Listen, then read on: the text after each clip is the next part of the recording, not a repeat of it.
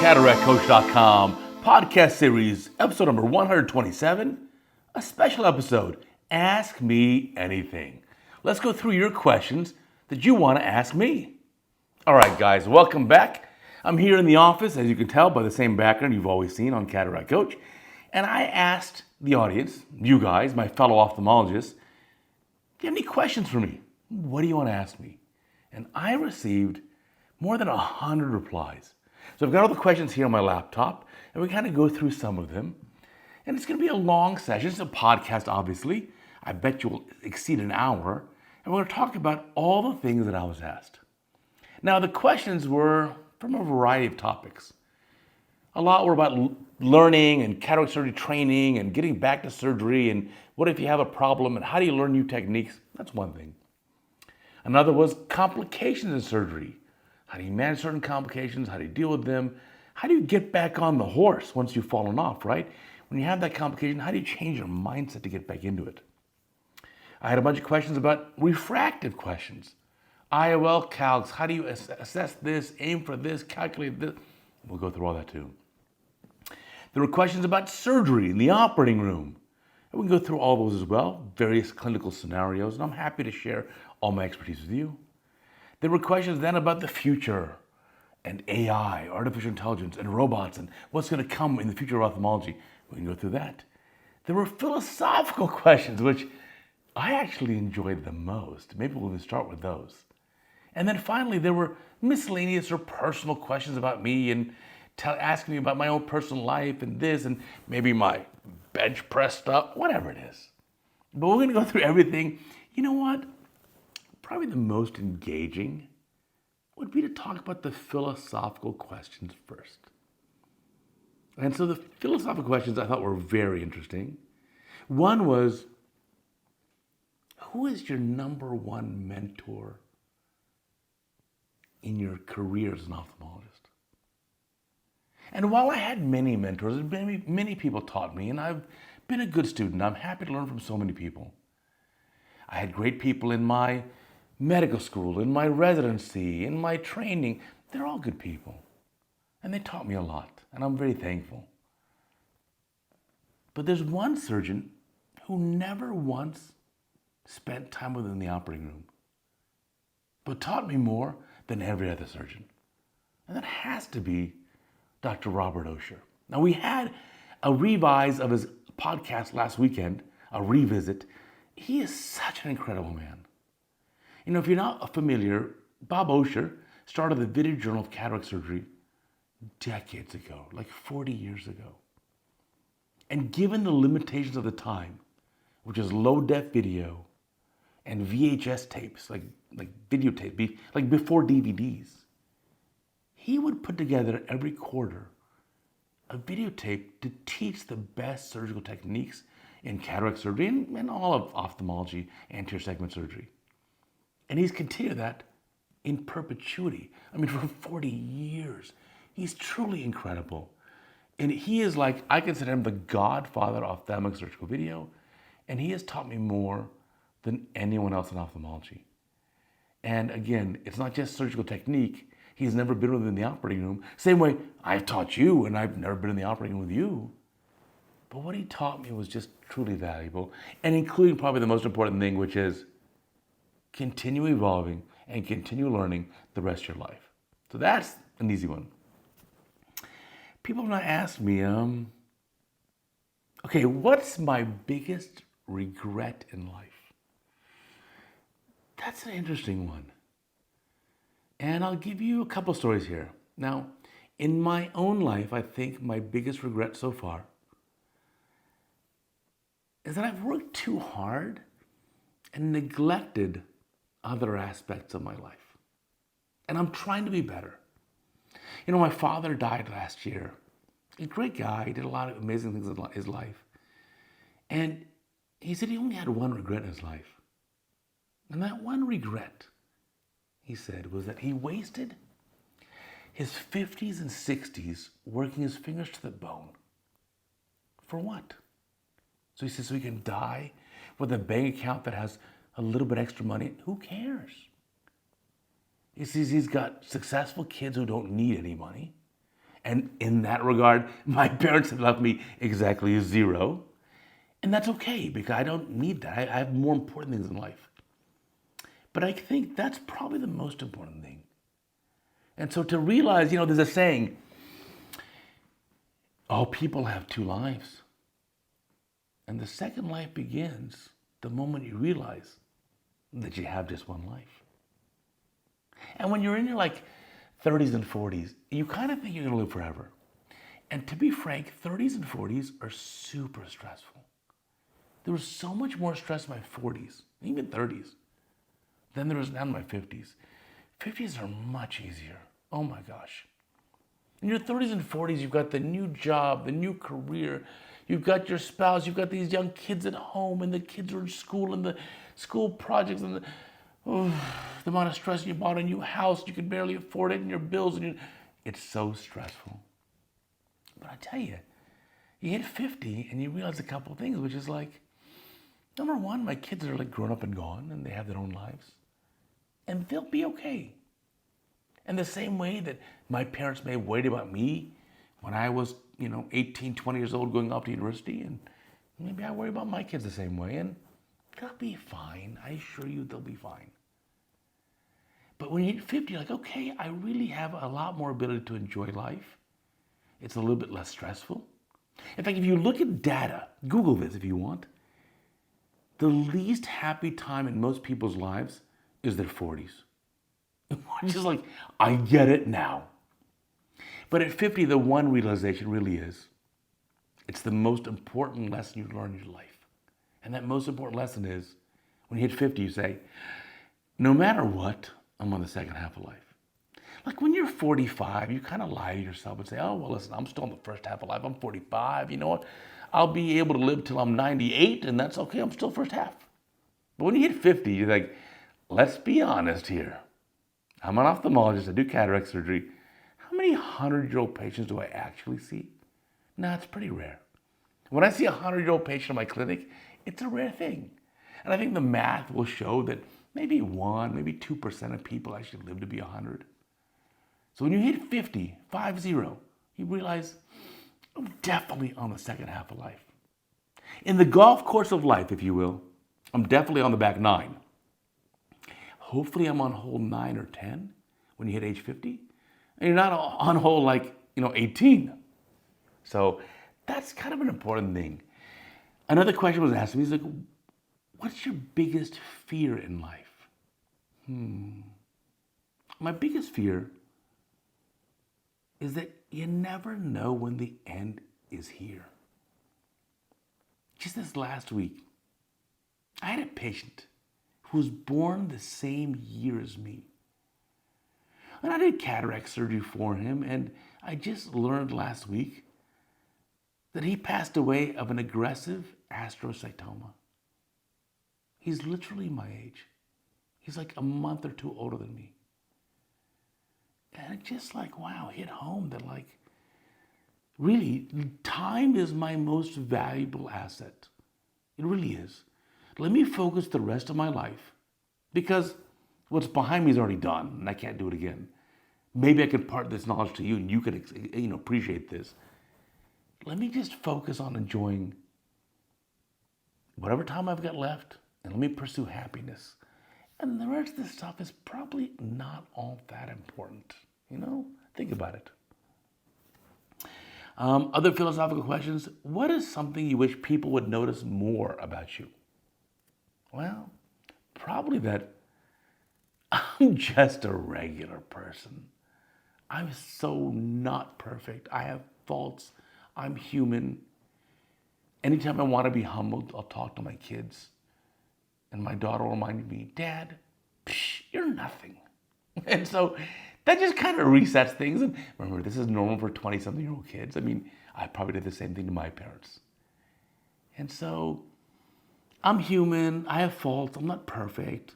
Everyone, including me, including you, is fighting some sort of battle that you don't realize. When I talk to a patient, you don't realize they've got other things going on in their lives. They're fighting their own battles. And you have to get better at kind of reading patients.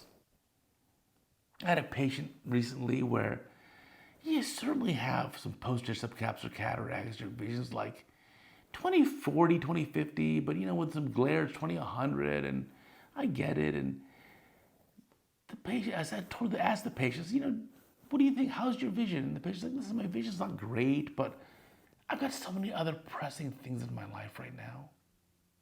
And they kind of left it kind of broad-ended and kind of vague like that. I said, okay. I said, listen, there's no rush to do anything.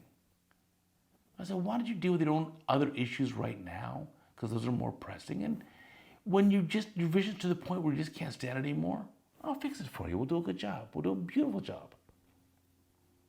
And I just didn't realize what else is going on in this patient's life. And the reality was, this patient is a child who's like battling leukemia or lymphoma or something bad. And that's where all their energy is going. And you know what? Handle that first. That's so much more important. So, it's a crazy philosophical thing that I just kind of never thought of when I was younger. If you'd explained these things to me when I was 30, it may have fallen on deaf ears. That's why I'm hoping the young ophthalmologists who hear our podcast, who are in their 30s, in their 40s, will say, that's a pretty good point. Now, sticking with our philosophical questions here, the other one was, if you could change one thing about yourself, what would it be? Well, other than the obvious of, I always wished I could be 6'4", or let's say 190 centimeters tall. Besides that, I'm just an average guy. But I wish I could be kinder to myself. A little bit less strict. I'm a little too focused, a little too intense, a little too hardcore. And maybe it's okay not to work so hard. And so you look at things like, CataractCoach.com. Of course there's a new Cataract Coach video every day. We're on video 2,600, whatever it is. But I've never missed a day. I made a new video every day for 2,600 and something days in a row. I think this video is going to be 2,673. So just think about that. It's like, that's a fine line between like passionate and brilliant. A little bit crazy. There's a fine line in there. But why do I do it? Well, we'll get into that later. And so finally, in fact, getting into that, the question was, what is my biggest dream in life? And my biggest dream is, can one person democratize or equalize surgical education worldwide? Because the truth of the matter is, you can train in some places, like where I trained, where the training was amazing. So much hands-on, so much didactic, so much learning. Great. You could be at any other corner of the world, and maybe the training is not as good. Maybe you completed this training, and you didn't get much hands-on. There are countries in Europe, fancy countries, and those countries who make really fancy cars that I like, may not always teach their young doctors how to do surgery. So can I equalize or democratize that surgical education worldwide? And the answer is yes. Like, as long as I'm alive, there will be no secrets in ophthalmic surgery. I will teach everything. Now, if you've seen the CataractCoach videos, you see I spill the beans. I teach you everything. I will tell you every single secret. I will equalize the absolute playing field. I want it based on merit. If you're super hardworking and super driven, you'll be the best worldwide. I won't gatekeep or hide that information from you, which is the norm. The normal situation in ophthalmology is, those who have the knowledge about ophthalmic surgery hide it, put it behind a paywall, they gatekeep it, and they don't teach the world. No. This is why CataractCoach has grown so much, because I teach everything, and I do it for free. All right, those are probably the big philosophical questions. There's some miscellaneous and personal questions. We'll probably get to the end. Let's go through learning and training. So here are the questions I kind of grouped together about learning and training, getting back to surgery. Let's go through them. Now, first question is, I want to know your system to train young ophthalmologists. When do you let them have all the steps? When can they manage complications? Well, like anything in life, it's kind of a stepwise approach. You start with the basics. Now, a good resident, and I taught residents for 22 years at UCLA, and I was the most awarded professor in the history of that department in terms of teaching awards. In fact, they're right above me here. 1, 2, 3, 4, 5. 5 of those crystal apples. No other faculty members even won 2 or 3 of them. I got 5. So I really am passionate about this topic. So when do you let them learn? Well, they've got to do stepwise. The first thing is learn little things. So I would have a PGY1 resident, first year, you're an intern, come up to the operating room and let me teach you how to do retrobulbar block. So the PGY4 resident, the senior resident doing the surgery, the cataract surgery, with a block, retrobulbar block, well, let me teach you how to do the block. So I'll page you, come to the operating room, do the block, and then go back to the clinic. So you learn something. When you're a first year resident, you got to make sure you learn something every single day. Use your hands every day. So every day in the clinic, well, what procedure are you going to do today? Are you going to do a YAG capsulotomy? You're going to go to the operating room, do retrobulbar block? You're going to do some PRP, panoramic photocoagulation? You're going to do some intravitreal injections? Okay, none of the above? At least put the gonio prism on the eye and look at the angle. At least do a proper scleral depressed exam and look at the retinal periphery. Your patients deserve that. In fact, if you're a good fan of CataractCoach, you saw just a week ago or 2 weeks ago on retinarounds.com, our sister channel, there's a video of me as the patient getting a depressed scleral exam. So examining my retinal periphery by depressing my sclera, and that was done by our host on Retina Rounds, Priti Prasad. Dr. Prasad did a beautiful job obviously examining me, and we made a video about it so you can learn exactly the technique how to do this. So you gotta work with your hands, you gotta know these things. So, next question is, we advance residents step by step. You learn the basic things, you move up. Okay, maybe then you can start to make an incision. Or probably an easier way is back end into the cases. Meaning, okay, the case is done, everything looks great, why don't you put a suture in the incision? All right, it's a pretty good idea. Can you suture with tenosynovial nylon? Now, a good resident, and you can measure yourself by this metric, can do what I call the CataractCoach 10-10-10. Can you do 10 sutures of tenosynovial nylon in 10 minutes? In the wet lab, on a grape, on a tomato, just do it. Now, no one is born knowing this skill. I've met 0 people in my life who could just never operate before, never be in a wet lab, and all of a sudden do the 10-10-10. No one. So obviously you have to put effort in. The question is, will you actually put the effort in? And that, to be frank, it's 20-25% of residents.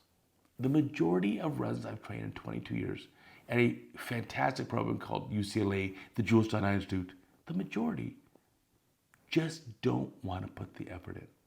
And this is basically confirming the Pareto principle, right? P-A-R-E-T-O, meaning it's the 80-20 rule. 20% of surgeons do 80% of the surgery. It's true. 20% of the residents are going to be successful in the future, and 80% will be okay. But 20% will be really successful because they put in the effort.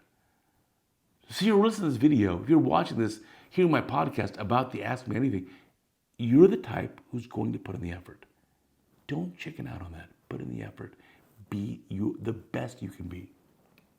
And then you advance the training. So once you back into the surgery, okay, you do the suture at the end of the case. Now you know what? The senior resident can do the whole case, and then now at the end of the case, the eye is full of viscoelastic, the eyeballs in the bag. You can put the IA probe in, aspirate out the viscoelastic, you seal the incisions, you put the suture. Okay, good. Now the next time, do one more step backwards. Maybe this time, you could put the IOL in the eye. And then the next change, maybe the next time, you could fill the bag with viscoelastic, then put the IOL, then aspirate the viscoelastic, then you can put the suture in. And so, maybe the next case, you can do the cortex removal. So that's the kind of the easy way of doing it, is kind of backing into the case. But again, it takes time and effort, and it takes time with you in the operating room, but also you in the wet lab. put in the effort, you can do it. Now, our next question. How do you overcome the fear of learning and using a new technique after residency and there's no one there to guide you? That's a great question. One of the biggest changes in your career, if you're a resident right now, you think, oh my gosh, residency is so hard. I assure you, it's a walk in the park. When you look back, if you're an American like me and you look back at 11th grade in the USA, age 16, you're taking all these advanced placement courses, these honors courses, and it's so stressful. You're studying for the SAT exam, you're doing your extracurriculars. Life is so hard. And you think, gosh, 11th grade is the hardest thing ever. But now you look back, when you're in your 30s, you say, gosh, 11th grade, it was a joke. It was a walk in the park. I could do it now in my sleep. That's the way that I look at residency. So just keep that in mind. So you will come to a point where you'll finish your training and you'll be in practice and you'll be 30-something years old, a young doctor, no gray hair like me. And you'll do a complex surgery and there's an issue. And you look to your left and you look to your right. There's no one there. It's just you. No one will help you. No one will bail you out. It's all on your shoulders. So it's a lot more pressure. You are right. Well, how do you learn new techniques? Well, the first thing you do is you study surgical video. It's why we make CataractCoach. If you watched 5 years ago or 8 years ago, whatever it was, you saw that I taught myself how to do DMEC, corneal lamellar transplantation. No one taught me in person, but I watched videos from amazing surgeons. Martin Dirsamer, oh my God, what a genius. Peter Veldman in Chicago, oh my God, another amazing surgeon. And they sent me videos of doing DMEC and showed me kind of the tricks, the tips and tricks, like here are the secrets to do it. Oh, I put it together in a video. I watched the video dozens of times. And then I went to the operating room. Let me learn how to do it. You're gonna have to do that. If you can't teach yourself, you're going to be in trouble. Let me tell you very frankly, the way you do surgery today is not the way you're going to do it in 10 years. There's no chance. It's going to change. And if you don't learn that, you're going to be in trouble. Take it from an old guy like me. I finished my residency training 25 years ago in the year 2000. And you know what happened then? In the year 2000, there was no femtosecond laser. There was no CT machine. There was no anti-VEGF treatments. I mean, as crazy as it sounds. There was no lamellar corneal transplantation. There were no phakic lenses. These things didn't exist. We didn't have E2F lenses even. All these things I've taught myself over the last 25 years.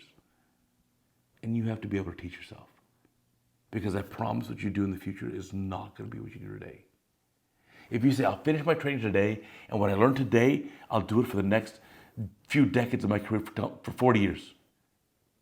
That's like that weird old guy in the community who only does extracapsular cataract surgery because he never learned phaco. You and I both know that's really crazy. That doesn't make sense. So don't let that be you. You've got to keep learning every year, in fact, every day, the rest of your life. That's why I make CataractCoach. CataractCoach, the sole purpose is to make you a better surgeon. Now, by the way, we should talk about the podcast, the CataractCoach podcast.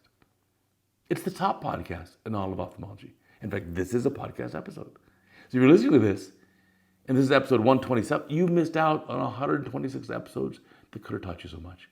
Do you know the sole purpose, one purpose of the CataractCoach podcast is to make you more successful in your career as an ophthalmologist? That's it. I mean, I'm literally giving you the secrets. I interview other ophthalmologists. We have a discussion.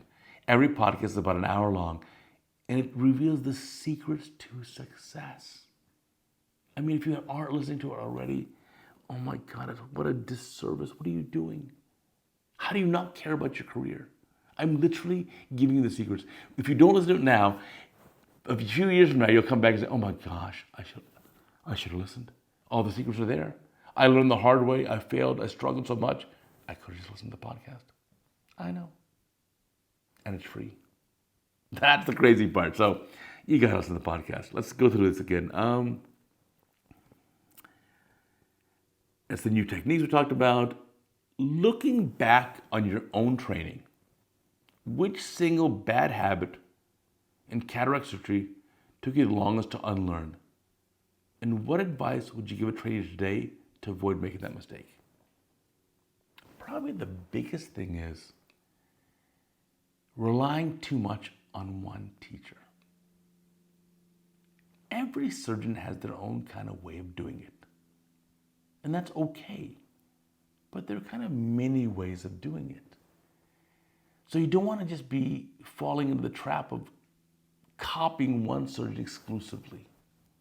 You want to learn from many surgeons. And I think that's probably the best. And then after you learn from many surgeons, you can amalgamate all of those together in a technique that works for you. And then even in the future, you can innovate your own techniques. But don't be super reliant on just one surgeon to teach you everything. And that's why in Cataract Coach, I could put every video every week only for me operating. But I don't do that. At most, I feature one video, sometimes 0 videos a week of me operating. And it's other surgeons, because that's how we learn the most. Do you offer a fellowship? Can I come learn from you? So thank you for asking. I do not offer a fellowship. If you want to learn from me, it's called CataractCoach.com. It's free. Now, I know most of you are YouTube subscribers and watch me on YouTube or maybe on Instagram. But actually, if you go to the website, CataractCoach.com, and sign up for the daily email, which is free, that actually gives you more information than just the video. And it's sent every day to your inbox.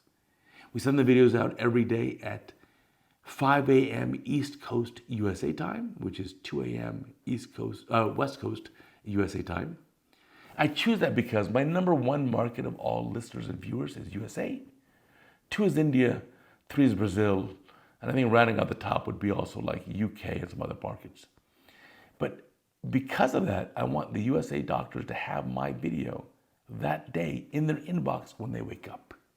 So 5 a.m. East Coast time, it should be boom, ready and available. So if you wake up early and you're having your morning coffee or commuting to work, you can, spend a couple minutes and watch the video for the day. And then therefore it comes out at 2 a.m. California time or West Coast time, and then wherever else it is, whatever time on the rest of the planet. But that's why we do it that way. But yeah, the best way is to learn from your Cataract Coach. Do you know on the CataractCoach.com website, I have a free PDF book about cataract surgery. You don't have to register. You don't have to give me your name. I don't need your email. Just have it. Just have it. It's free. It's just a PDF file. As you know, the days of having books about cataract surgery are kind of limited because there's no videos involved. You learn by video, not by books. But my book is now a PDF file, and it's brief. It's like 60, 70, 80 pages. Just download it. You can put it on your phone, your iPad, your laptop, email it to your friend. It's free. Just have it and give it to your friends. There's so much to learn. And then I also have a 25-part curriculum series. I got a video about everything about ophthalmology and cataract surgery. How to learn patient selection. What about anesthesia? What about retrobulbar, peribulbar, subtina? It's all covered. What about, I have a question about how about ergonomics and how do you set this up and the microscope and the foot pedals. It's all there. It's free.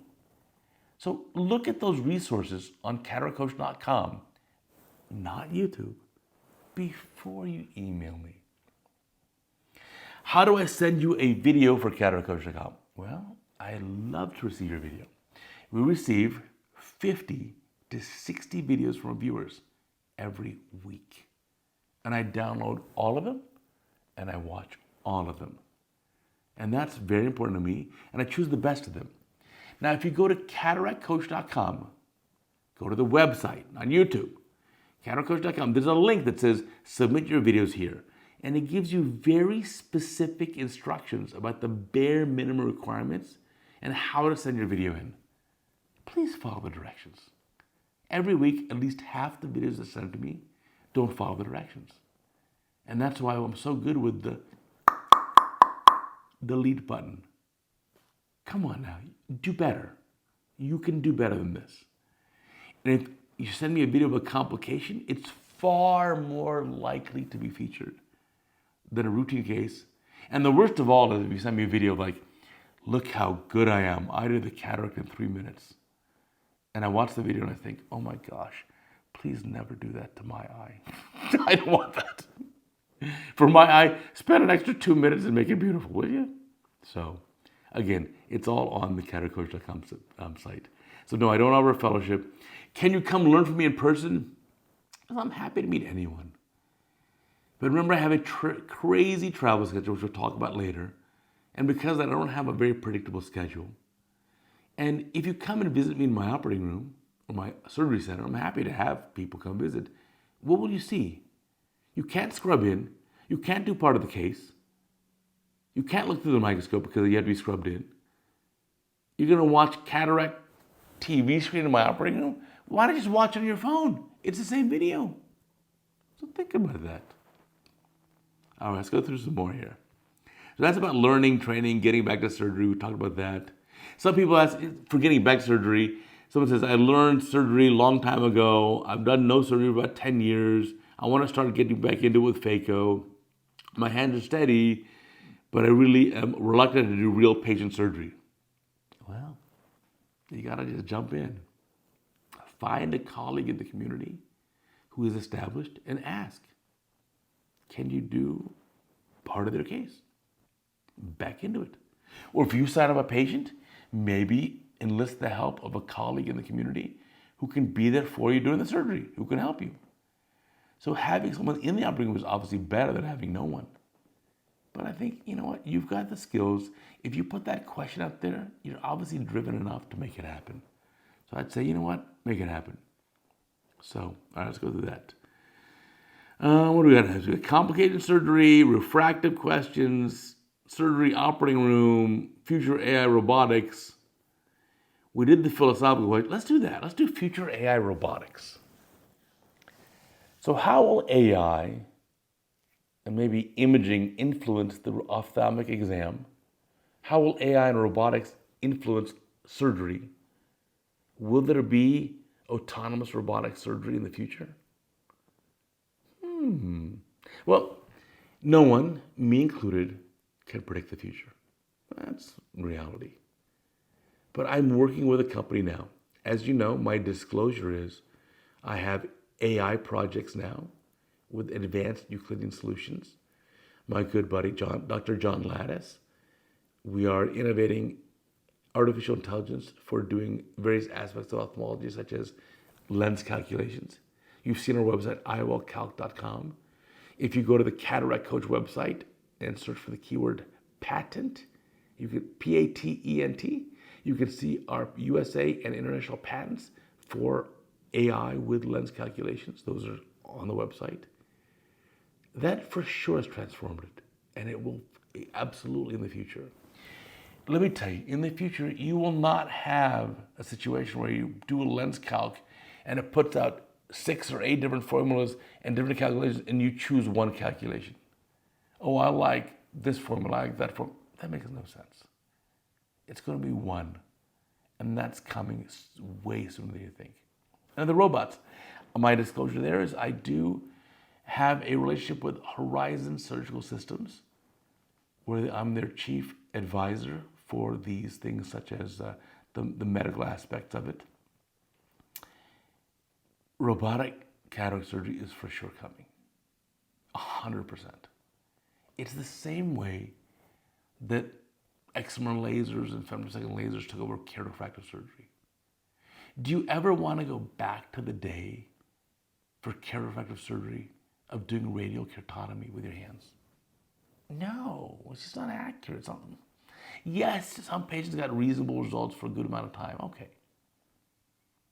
But is it better than doing LASIK or SMILE or PRK or any kind of lenticle surgery? No, no way. It's so much better. The same thing's going to apply to intraocular surgery like cataract surgery. When I fly in a plane, I want a pilot. I want a human pilot who's really smart, by the way. I don't care about other criteria other than, are you really good? Did you score at least 99% on all your exams? Then you're the pilot for me. Whatever you want to be, I don't care. Are you smart? Are you competent? Are you like the best of the best? I want you. And we should be that way for surgery too. So when it comes to this, when I have a pilot, I want the pilot to be there, but I also want the pilot to have the benefit of the autopilot system. I want the pilot to have the GPS and the satellite tracking and the radar systems, of course, and the navigation, of course. I want you to have all those things. So same with intraocular surgery, like cataract surgery. I want an incredibly talented surgeon, but I also want you to have all the benefit of the newest technologies to make my surgery safer and more precise and more efficient. And it's going to come for sure in ophthalmology. So don't be afraid of it. Don't worry, it's coming. For the future, what's the future of private practice versus academics versus private equity versus whatever? Another great question. This is a topic we've covered so many times on our Cataract Coach podcast. And there are a couple of fantastic episodes. One recently with Dr. Biren Megpara out of Wills Eye Institute in Philadelphia. We talked about this extensively. Great episode. You need to not require so much spoon feeding. Step up, listen to the podcast. I've already given you the answers. So just by you asking it here tells me like, okay, you haven't put the effort in to actually listen to the podcast. And that's unfortunate. Because in the future, one day you will say, oh my God, I struggled for years. I should have listened to that podcast. It was all there. Told you so. All right. Let's get to some more of these questions here. So we kind of talked about the future stuff. Okay, personal. Let's do personal. All right. Tell us about your recording system. Well, right now, I'm just recording this video on an iPhone. I got a Bluetooth mic sitting right here under my shirt to give good audio. I usually record in the operating room through a beam splitter and a camera. Now, in our surgery center, we did buy these very fancy microscopes from a company that I won't mention, who promised us high-def cameras, and the dumb scopes came with 720p cameras. Like, seriously? On what planet is 720p high def? It's not. You can't buy a 720p TV. There's no programming from Amazon or Netflix or HBO or whatever in 720p. It's too low resolution. It's a quarter of the resolution of actual HD, which is 1080p. So it's like, I felt like I just got scammed on that. So even though we spent all that money for those fancy microscopes, I got to use a beam splitter. I use either a Sony or a Panasonic camera that actually records in 1080p, which is 1920 pixels by 1080 pixels. And that's what I used when I showed you a video of me operating. So that's my recording system. If people are sending in videos, by the way, if you go to CataractCoach.com and send your video to me and I'll look at your video, don't submit low def videos. Don't submit out of focus videos. Don't submit 720p videos. Just don't. Because if I make the video of Cataract Coach today, today's video is a low def video that's out of focus and not centered, you will not watch it. And I've tried before, and the viewership drops dramatically. So don't send me that junk video. And we do get, again, 50 to 60 videos sent into us a week. So you gotta make it good. All right, next question. How hard is it to make so many videos? And what's the growth of Cataract Coach? Well, you tell me. You sit there with your laptop or your desktop and get your memory stick of your raw video. Get that video, make a title slide. Like put the title on there and put the this and make a still shot. Okay. Now get your video, edit the raw video file. Now do a voiceover. Put some text on screen, render the video.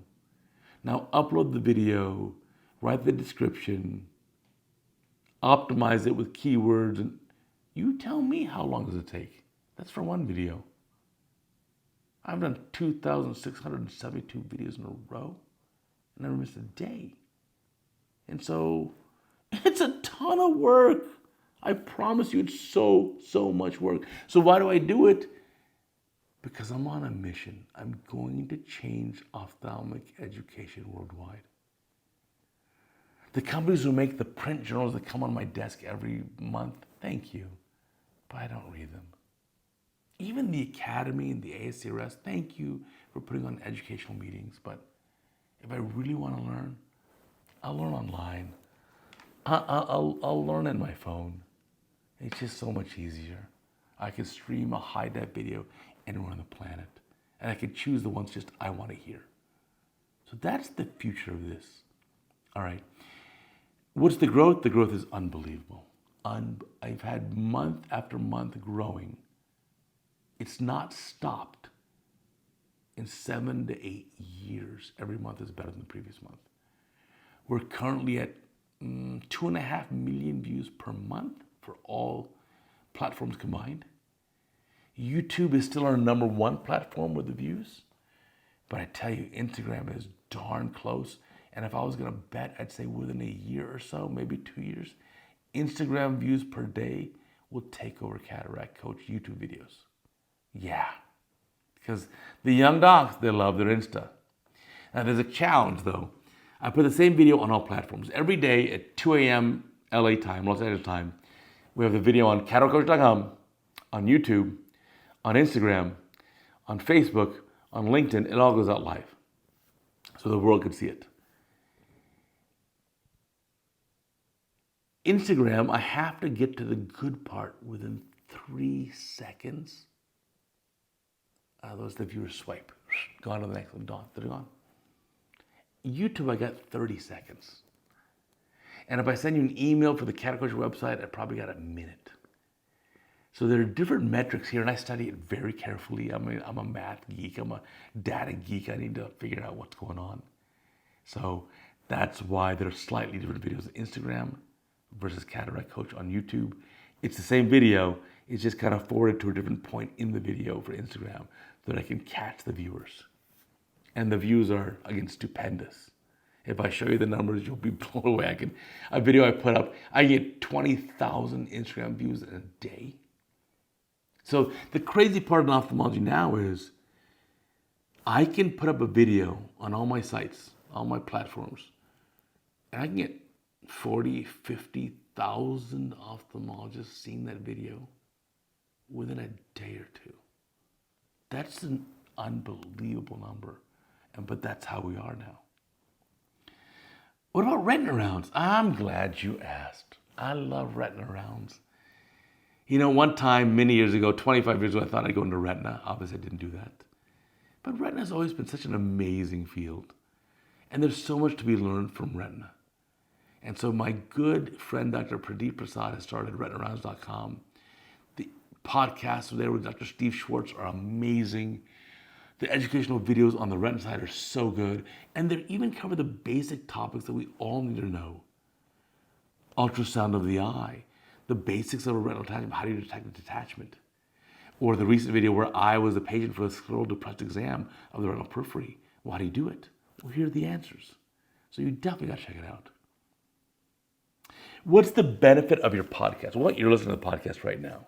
The CataractCoach podcast, sole purpose, to teach you the secrets of success in ophthalmology and to show you by example, by talking to well-known or even random ophthalmologists, what is your career path and what made you successful.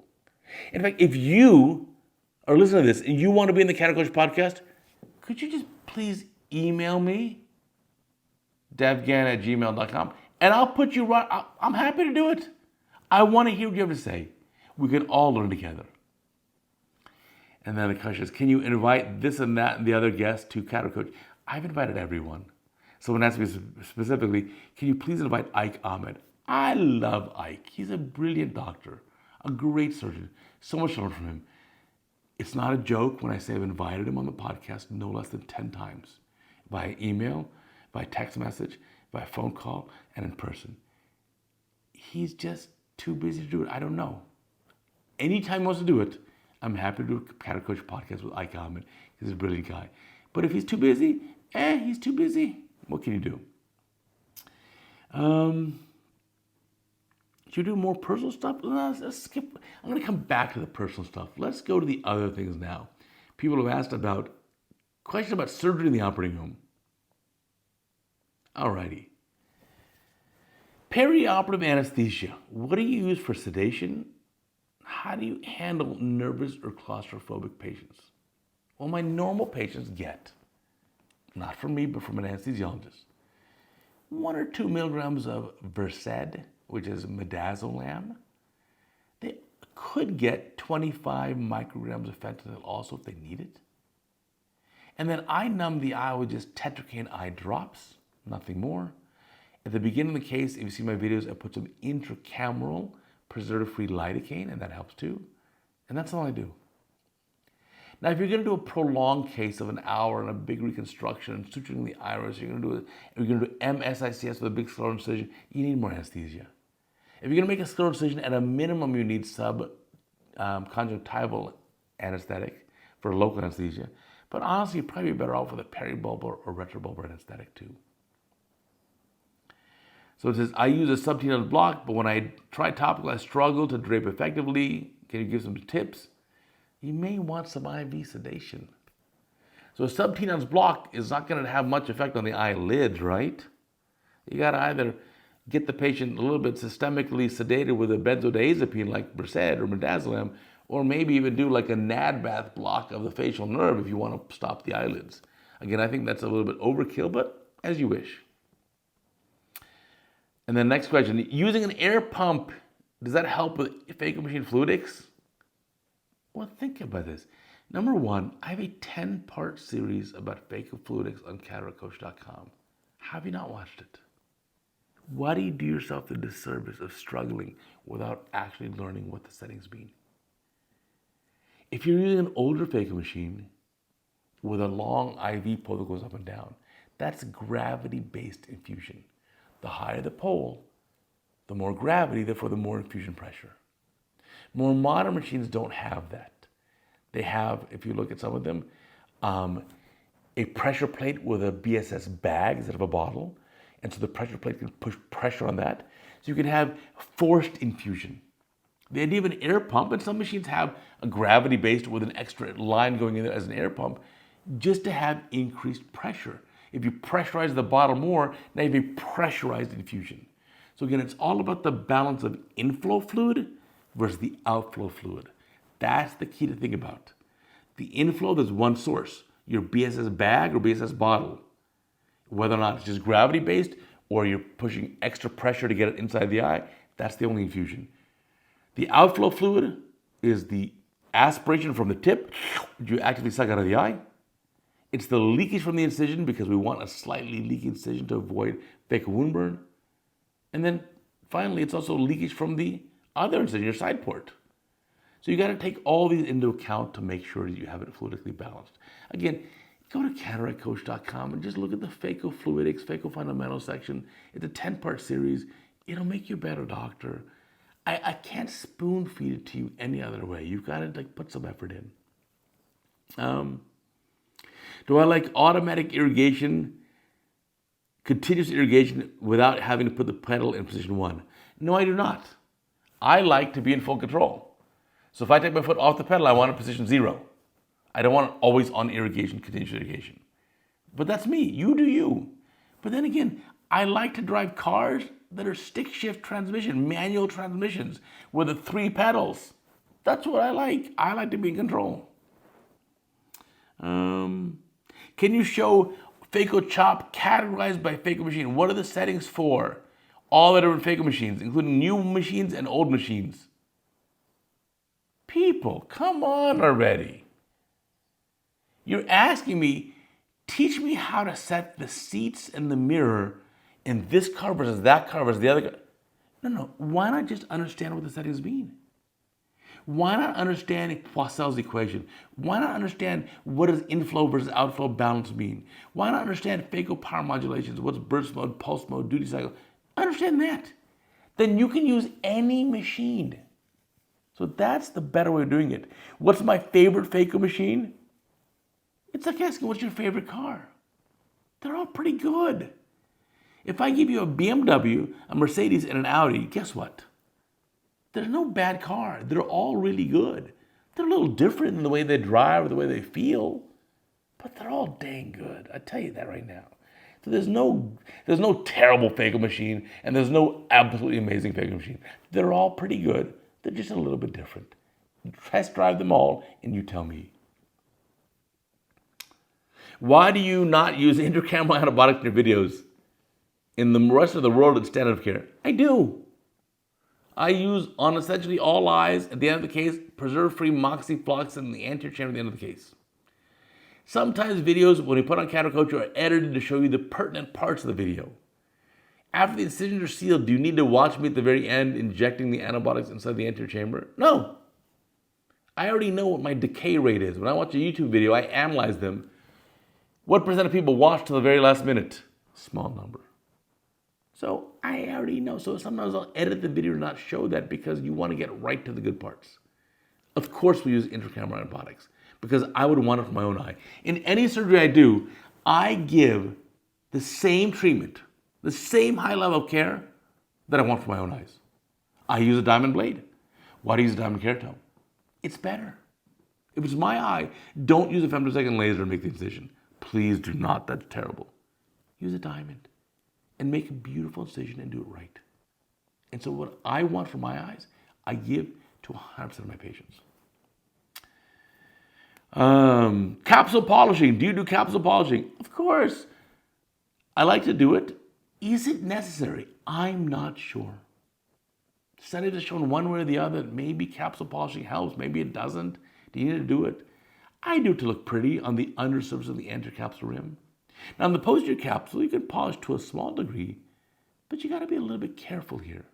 If it's my eye, if it's your eye, do you mind to really, really thoroughly polish the capsule with an increased risk of capsule rupture? Or leave the capsule at really good, but maybe not stress it out and have a 1 in 1,000 risk of capsule rupture? What do you want? Yeah, me too. Don't break my bag. Don't break my bag. It's okay. I understand. I don't mind a YAG laser in the future for the capsulotomy. All right. Challenging cases, get them every week. How do I manage them? Well, come on, all the videos are on CataractCoach. We talked about that. Let's go to refractive questions. All right. What brand of monofocal IOL do you like the best? Again, the example of the Audi, the Mercedes, and the BMW. They're all fantastic. They're all slightly different. What's your preference? You tell me.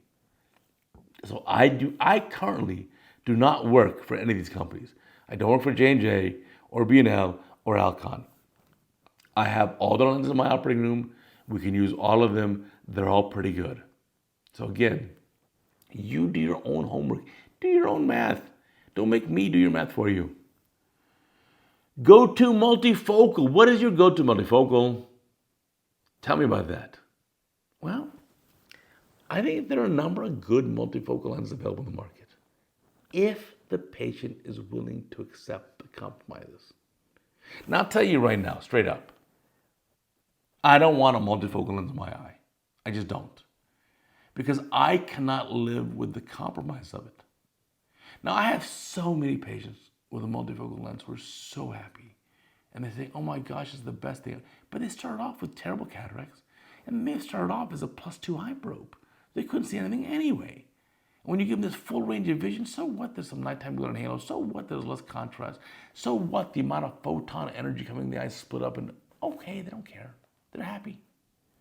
But again, a guy like me, who's a -2 spherical in both eyes, I just love being -2. As you can see, I go around doing everything without glasses. I love it. You couldn't pay me enough to be something other than -2. So I love what I have.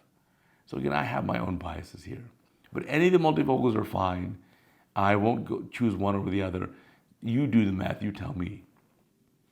Lens calculations. I have complex cases. I have a patient with prior Barricare Keratomilieusis, and I have a patient with a keratoconus, and I have a lot of questions about that. Myopia is a gift. Look at the central 3 millimeters of the cornea on your topography, tomography, whatever device you have. In the central 3 millimeters, what's the lowest K value? That lowest K value is what you should use for the lens calculations, because that'll help you choose a slightly higher IOL power. And therefore, any error on the post-op outcome is going to be erring on the side of a little myopia. So if you aim for plane and the patient ends up -1, pretty good. If they end up -2, well, hey, they're lucky like me. That's the smart move. Myopia is not a bad thing. It's a really good thing, especially in our modern world where we spend the entire day on our mobile phones. And so let's see what the next question is. That's the refractive ones. Complications. Have you ever had a tough couple of cases in a row that drastically changed your confidence level? If so, how do you get out of that slump? Well, my fellow surgeons, let me tell you, 100% of us have complications.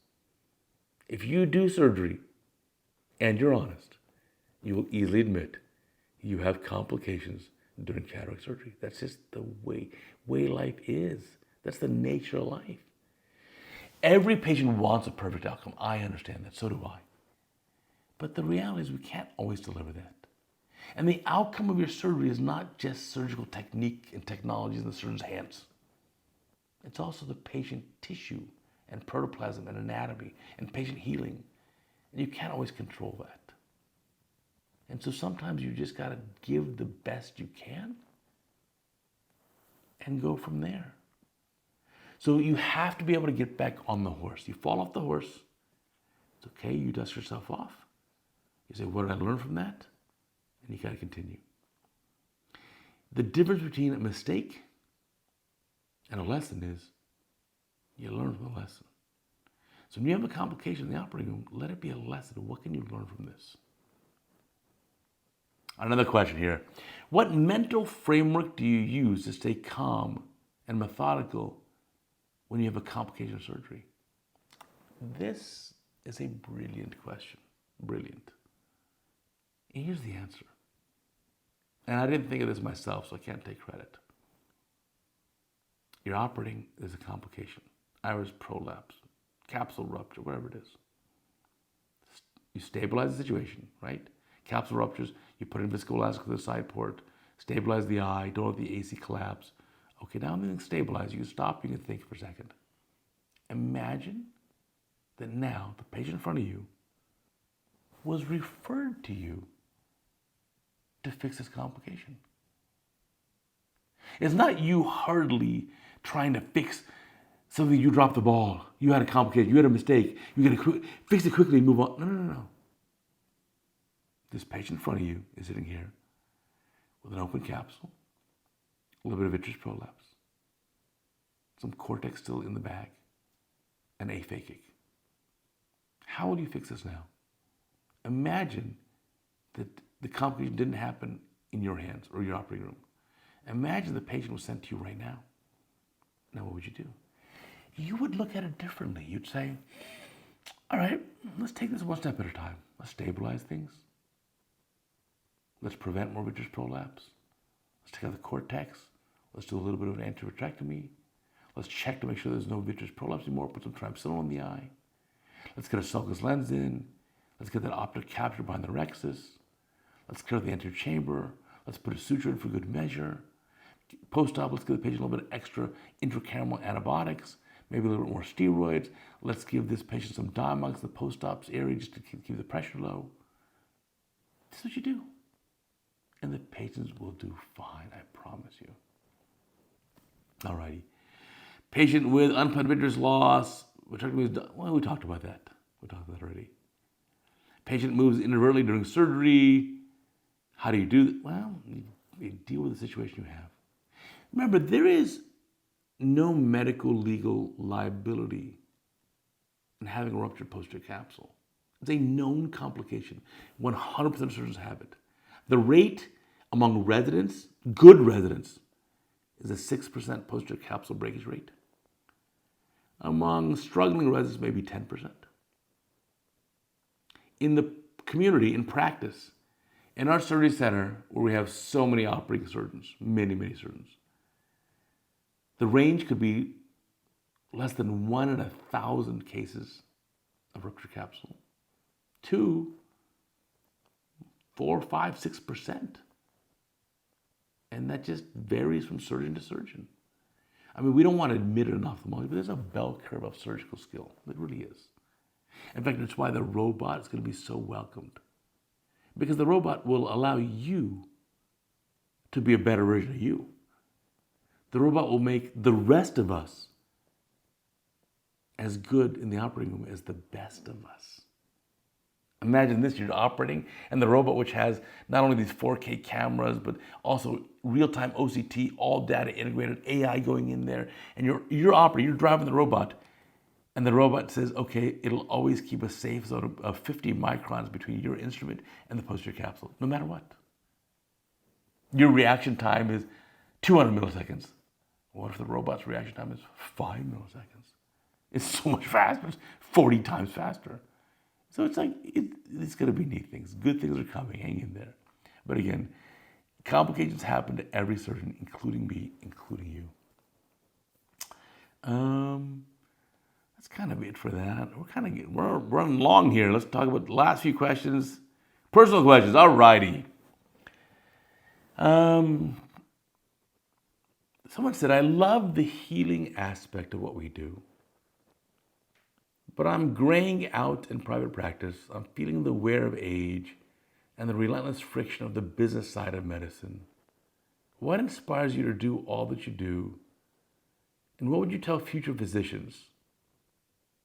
It's a great question. You gotta find your own passion. You gotta find what makes you happy. We're so fortunate to be ophthalmologists. I'm thankful every day to be an ophthalmologist. You have the best magic trick in all of medicine. We can literally make blind people see. It's so incredible. In a surgery that we actually enjoy doing. I love to do cataract surgery. So how blessed are we? But there are certainly challenges. The business part of medicine is just not easy. It's just not the same anymore. What do? I don't know what the answers to that. But I know one thing's for sure. The rest of our lives, absolutely patients will need cataract surgery or other ophthalmic surgeries. And there's no one better than us to deliver that. We're the world's experts in ocular surgery, and we can deliver that care. And so that gratifying part, especially when patients are sweet and thankful, means the world, right? It means the world to me.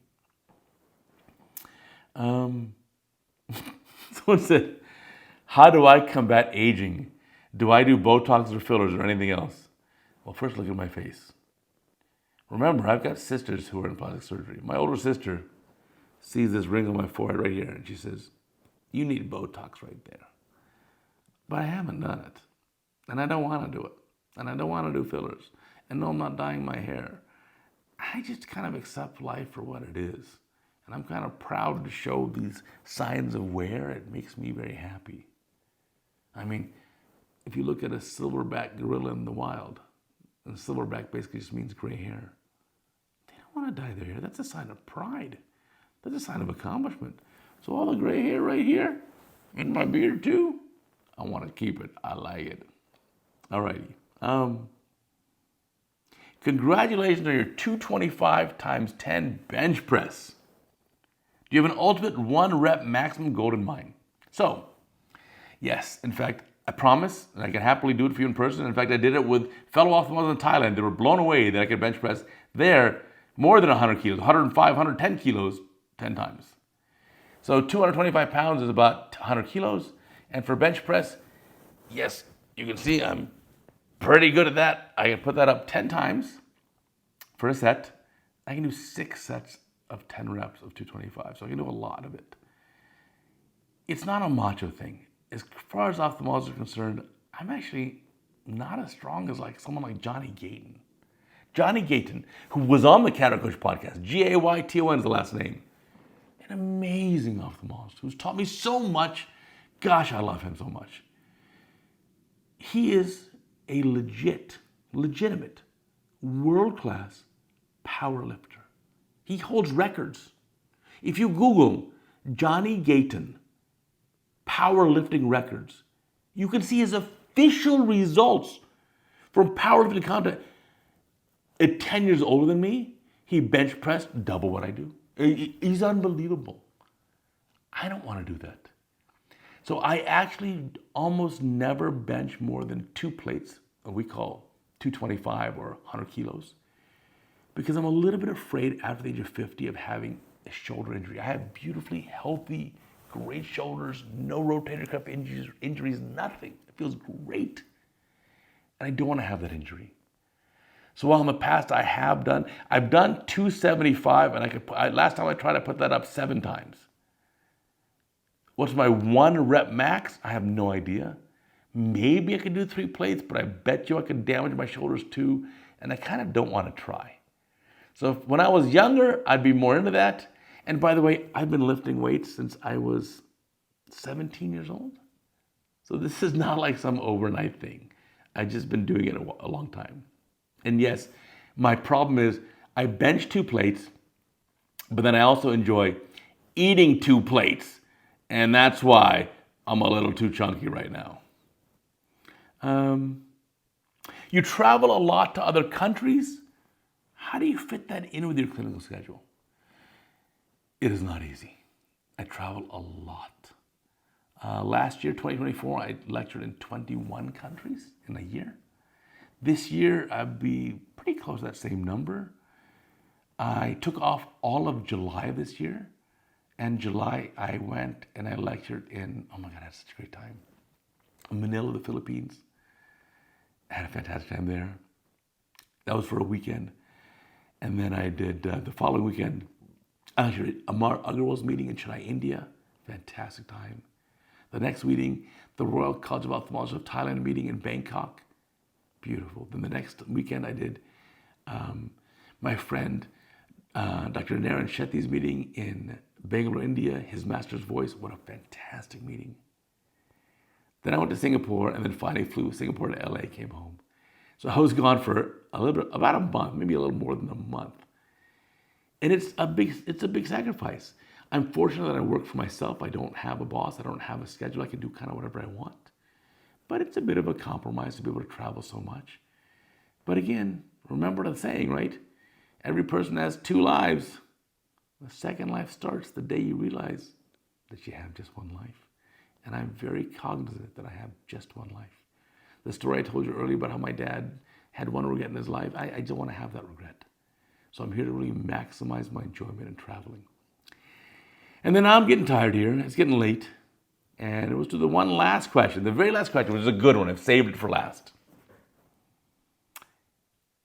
Cataract Coach, your life seems so good, and I envy your situation.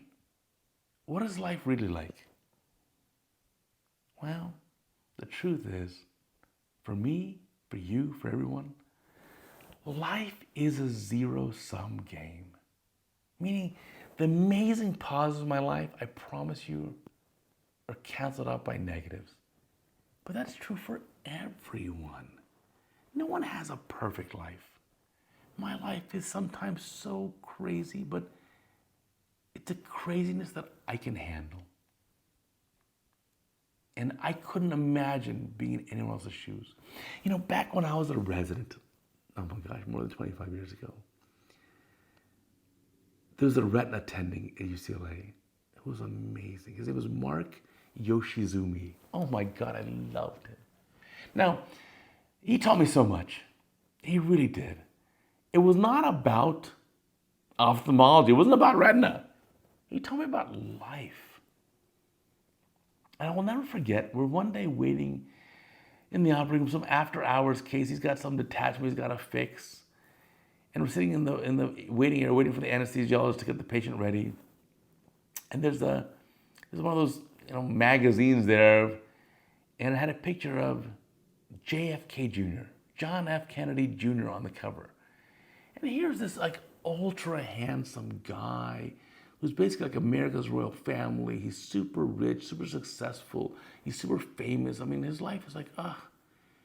And I said to Dr. Yoshizumi, I said, wow, what a life to be him. Can you imagine? Here I'm just some poor, poor schmo. I mean, I'm driving an 18-year-old car that's broken down. I'm living in this tiny apartment. I'm barely making ends meet. I'm working so hard as a resident, just trying to get ahead. And I'd love to have his life. And Dr. Yoshizumi says to me, don't ever think that. Don't ever think that you want someone else's life. You have your life, which you can handle. And you can evolve your life into what you want it to be. So you don't have to worry about the grass always greener elsewhere, or keeping up with the Joneses, is our American saying. Don't wish for his life, because you never know. Lo and behold, I don't know, it was a few weeks or a few months later, JFK Jr. dies in an airplane crash. And I go to Dr. Yoshizumi and I said, oh my goodness, you were so right. I can't even believe it. And from that moment on, I realized I've just got to enjoy and embrace my own life, whatever struggles I have. And I promise you it's not perfect. There's so many parts of my life that are such a grind, such grief. Everything that you see as incredible positive in my life, I promise you, is balanced out by equal negatives. It is absolutely a zero sum. I'm at zero. The pluses and the minuses have equaled out. I'm at zero. And I just thought, wow, Dr. Yoshizumi, what an incredible bit of advice you've given me. I will always take that to heart. And that's helped me just kind of roll with it and get through life. So I hope you enjoyed. This is a long session. I don't even know how much time it's taken. A lot of talking here. I definitely need a sip of my water here. That's much better. But that was a fun Ask Me Anything session. Again, if you'd like to be on the CataractCoach podcast, if you have something fun to say, if you're an ophthalmologist, just send me an email. Devgan@gmail.com or CataractCoach.com. You can hit the link to contact me. I'd love to feature on here. We'll have a great time talking. We'll all learn together. And I promise you, as my kids would tell me, Dad, you're not that special. But I will do one thing, and that is I will equalize surgical education worldwide. And as long as I live, there will never be a secret, an ophthalmic surgical technique. I will teach you everything. Anyway, thank you so much for listening, and until next time, good night.